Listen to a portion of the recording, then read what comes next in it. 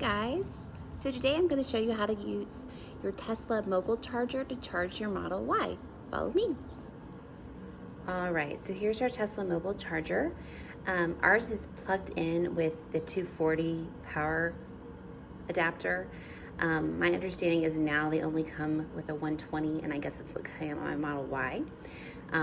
But you can actually order the different adapters through Tesla.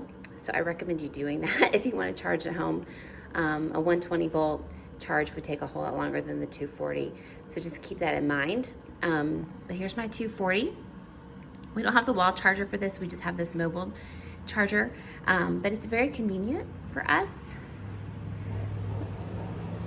So I'm going to pick up the actual charger. It says Tesla on it. And then I'm going to walk over to my vehicle. And the door flap is down, and I'm just going to push the button. Oops. And it opens up. Sorry, I wasn't pushing it very well. And then all you do is just push it right in. It's very simple.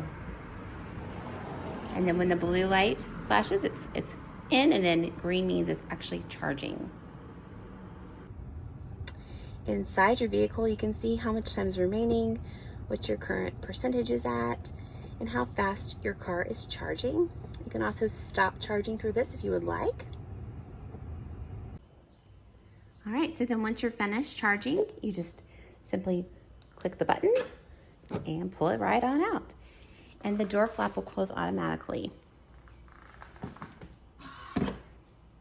And that's it.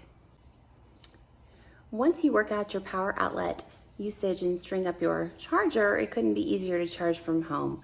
We highly recommend it, not to mention it's a whole lot cheaper than charging at the supercharger. Well, that's it for today. Thanks so much for watching. See you next time. Bye-bye.